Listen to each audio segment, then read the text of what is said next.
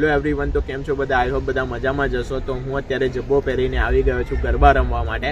આપણી નવરાત્રી ચાલે છે અને હું આજે ન્યૂઝીલેન્ડમાં ફર્સ્ટ ટાઈમ ગરબા રમીશ, એ બી સ્ટેડિયમની અંદર. તો અહીંયા છે ને બધા વડોદરાથી સ્પેશિયલ ગરબા ગાવા માટે આવ્યા છે.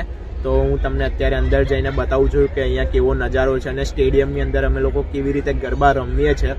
એકચ્યુઅલી જે બધી સીટ છે એને બંધ કરી દીધી છે અને ગરબા માટે આખું સેટઅપ બનાવ્યું છે.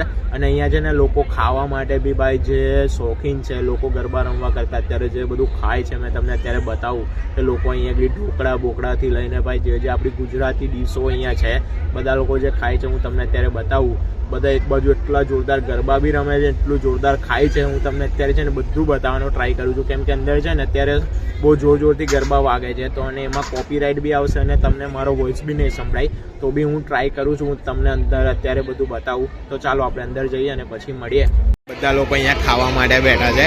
આખો ખાવા માટેનો એરિયા છે. જો અહીંયા કેવા ટેન્ટ બાંધીને જો તમે અહીંયા લોકો જે ખાય છે ભાઈ, જો સમોસા છે આ કાકાની ડીશમાં, જો બધા પેલું કેરીનો રસથી લઈને આપણી બધી એક ગુજરાતી આઈટમો અહીંયા અવેલેબલ છે.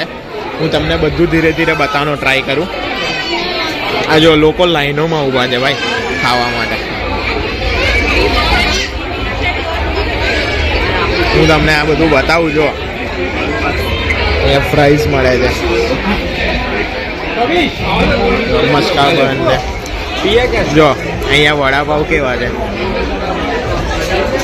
અહીંયા ફ્રેન્ચ ફ્રાઈઝ, વડાપાવ, સમોસા, આ મેંગો લસ્સી છે.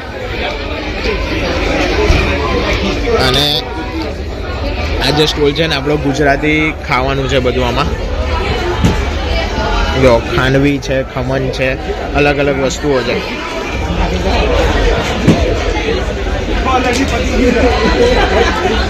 જલેબી ફાફડાની પ્રાઇસ $15. જો આ બધા આઈસ્ક્રીમ ને બધું ખાય છે. જો તો અત્યારે મેં તમને બધો ખાવાનો એરિયા બતાવી દીધો. તો અત્યારે હું તમને છે ને સ્ટેડિયમના ઉપરના ભાગમાં લઈ જાઉં છું, જ્યાંથી હું બેસીને થોડીક વાર ગરબા જોઉં અને તમને બી એની 2-4 બધી ક્લિપ બતાવું કે અહીંયાથી બધા લોકો કેવી રીતે ગરબા રમે છે.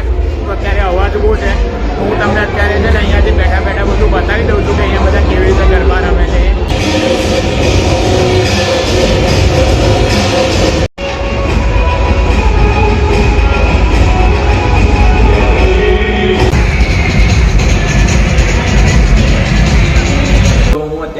વોશરૂમમાં આવ્યો છું કેમ કે ભાઈ બહાર જેટલો અવાજ આવે છે મારો અવાજ તમારા સુધી પહોંચતો જ ના. અને જો આજે મેં આ પ્રકારનો કંઈક જબ્બો પહેર્યો છે અને નીચે વ્હાઇટ કલરની પેલી શું કહેવાય ધોતી ટાઈપ પહેરી દીધું છે.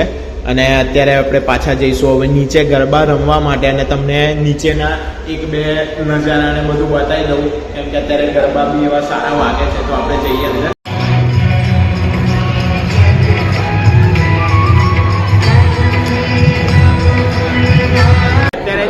ઇન્ટરવેલ પડ્યો છે અને અત્યારે આરતી થઈ ગઈ છે.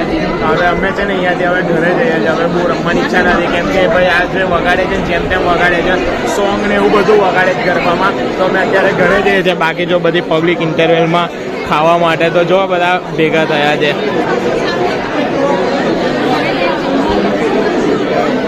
કંઈ નહીં, તો આપણે બી જોઈ લઈએ અહીંયા ખાવા માટે શું છે શું નહીં. બરાબર, કેમ કે મેં તમને અત્યારે થોડું ઘણું બતાડ્યું. તો કંઈક સારું હશે તો ખાઈશું, બાકી જઈશું ઘરે. અમે છે ને હવે નાસ્તો કરવા માટે બી નથી રોકાતા કેમ કે ભાઈ બહુ જ લાઈન છે. લાઈનમાં ઊભા રહીશું તો 1 કલાક તો લાઈનમાં ઊભા રહેવું પડશે. અને અત્યારે અમે હવે જઈએ છીએ ઘરે.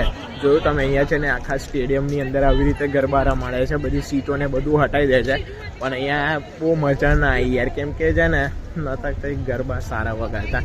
તો કંઈ નહીં, હવે આપણે ઘરે જઈશું અને કાલબાલ છે ને કોઈ બીજી જગ્યાએ એક સારા એવા ગરબા થવાના છે. તો કદાચ ત્યાં જઈશું અને ત્યાંની કેવી સિસ્ટમ છે બધી હું તમને બતાવવાનો ટ્રાય કરીશ. બાકી અહીંયા તો કંઈ મજા નથી આવી છે ને. ગરબામાં વધારે ભીડ હતી ને ખાવા પીવા માટે, તો અમે છે ને પિઝાનો ઓર્ડર આપી દીધો. તો આપણે પિઝા બનીને રેડી છે. અત્યારે હું એને પિક કરી લઉં અને ઘરે જઈને ખાઈશું. જો અમે છે ને મારો પિઝા પિક કરી લીધો છે. હવે અમે ઘરે જઈને આને ખાઈશું. તો આપણે મળીશું નેક્સ્ટ વિડીયોમાં. ત્યાં સુધી આ વિડીયોને લાઇક કરી દેજો અને ચેનલને સબસ્ક્રાઈબ કરી દેજો આવા જ નવા વિડીયો જોવા માટે.